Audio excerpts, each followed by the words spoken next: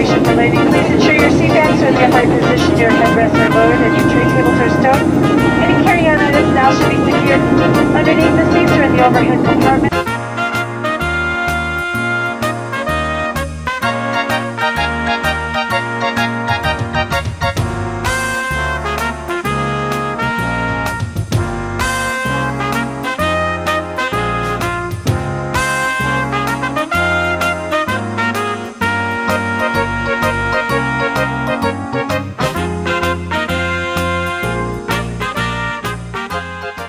All right, we got another story involving kids.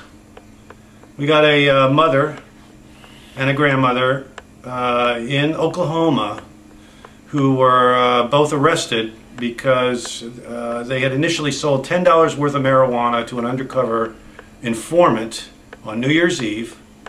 And then I guess $10 wasn't enough to really charge him, so the guy came back a few weeks later and he bought another $21 worth of pot. Mm-hmm. And then both women didn't seem to have a clear idea of what they were doing because they walked in and just pled guilty in front of a judge. And the judge was a woman. She threw the book at them because they had 4 little children, and one of them, the 9-year-old boy, had witnessed the sale. Well, Steve, that's not quite true. Had not just witnessed the sale, took part in the sale. Made change for the deal. Well, that doesn't mean that he was involved in the sale. She asked him for some singles. He took part in the sale. Right. Look, you know my feeling is very strong. I don't think users should be put in prison because they use drugs.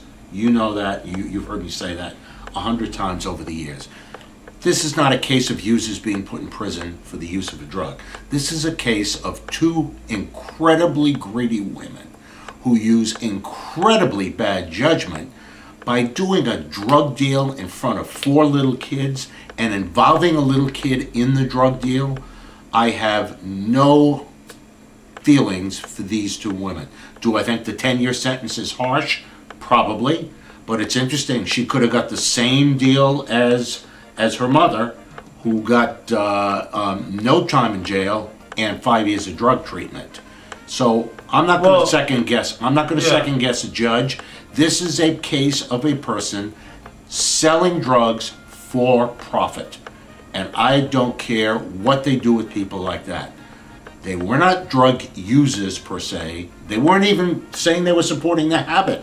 Their own words were, we decided to get some extra money. Well, they had no jobs. They were out of, they'd been kicked out of their house for non-payment of rent. So that's a reason to sell drugs. No, but because we have no job, it's okay to sell drugs. Look, Steve, we agree users shouldn't be put in prison for use, but people who knowingly sell drugs for a profit, and incredibly small amount of profit, they should be ready. If you can't stand the time, don't do the crime.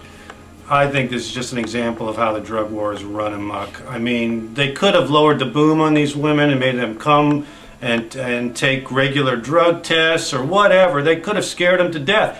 But the situation that they've done now, these are not major traffickers. We're talking about $30 here, and we're going to now pay $500,000, you know, for keeping these women in jail. And the most important thing to me here is we got 4 little kids. The 9-year-old is the oldest. We got little babies here that have now been separated from their mother. And that is a terrible thing to do to a family. And suppose they weren't separated from a mother, Steve, raised in an environment where if the mother had got away with this, the mother would continue probably to sell drugs for a profit. She was doing it for a profit.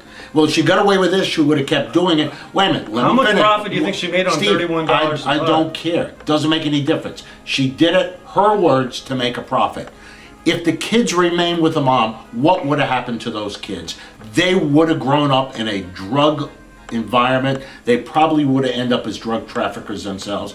I actually think the kids are better in this situation. They ended up with the grandmom, who is on supervised probation and treatment. I think the criminal justice, do I think the 10 years is high? Yeah, we both agree on that. But I think for the kids, the criminal justice system actually worked the right way here.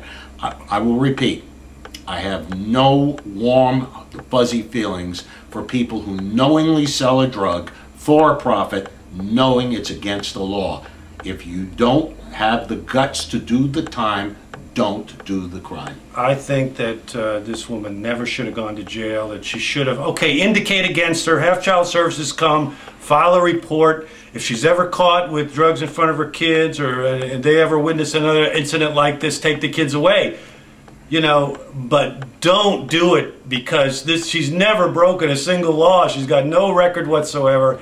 She's going to spend at least a year is the absolute minimum she's going to spend in jail, and even then, she could spend the next 5 years in jail. Steve, we could argue this forever. She had the chance to spend no time in jail. She decided to take her chance in front of the judge. The grandmom took the deal. No. You're misunderstanding, because the grandmother didn't. They were both doing the same thing. The judge was more lenient with the grandmom. Because the grandmom was not specifically doing the deal. It was the mom. Well, they were both implicated. Steve, they were both implicated. Fine. But Steve, I don't want kids growing up in an environment where mom's selling drugs. Period. The end. Had these, terrible for the kids all around, no question. Had they ended up in foster care or state system, my guess is they might have been better off than the system they're ending up with now. I doubt that. Okay, check back with us. We'll be back next week, or maybe tomorrow, with Heads versus Feds. Who knows what crazy thing he'll say tonight that I have to talk about. And I'm just set up somebody to do so you can lose it again. Oh boy.